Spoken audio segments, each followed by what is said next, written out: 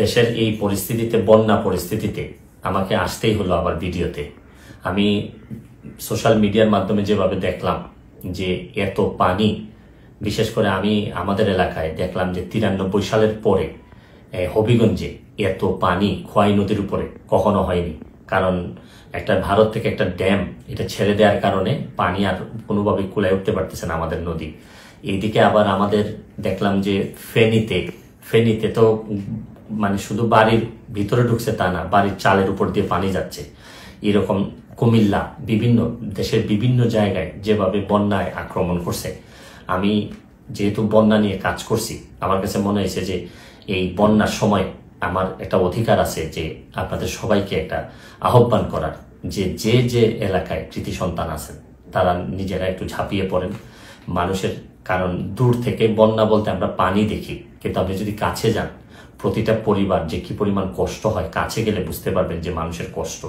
আমরা তো এমনি শুধু থই পানি দেখি, কিন্তু ভিতরে গেলে বোঝা যায় মানুষের খাবারের অভাব হয়, মানুষের পয় নিষ্কাশন ব্যবস্থার অভাব হয়, মানুষের স্যালাইন লাগে। সামান্য একটা স্যালাইন নিয়ে যেতে পারলেও অনেক বড় উপকার হয়।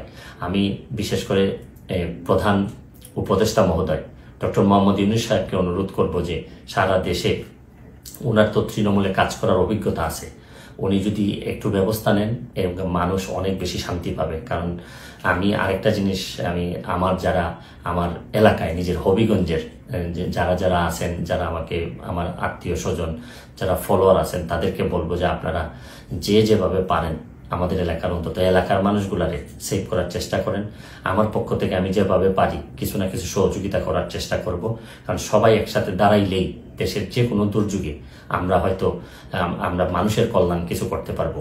আমরা বহু মানুষ আছি, হয়তো মানুষ একটু বিপদে পড়লেই কাজে আসতে পারি, হয়তো আমরা চেয়ে ঘুরে বেড়া না, আমরা হয়তো অনেক বেশি প্রতিবাদকারী না, বা সব জায়গায় দাঁড়াই যেতে পারি না, অনেক লিমিটেশন নিয়েই মানুষ হিসাবে বেঁচে থাকি। তারপর চেষ্টা করেন যে সবাই মিলে অন্তত বন্যা দুর্গতরে সবকিছুর ঊর্ধ্বে উঠে বন্যা যারা দুর্গত তাদের পাশে দাঁড়াবেন, এইটুকু আমার আপনাদের কাছে আহ্বান, আপনাদের কাছে চাওয়া। তারপর আমি একটা জিনিস বলি যে খুব খারাপ, এখনো আমাদের এলাকায় নদী ভাঙ্গন দেখা দেয়নি, নদীর চারদিকে পানি পড়তেছে।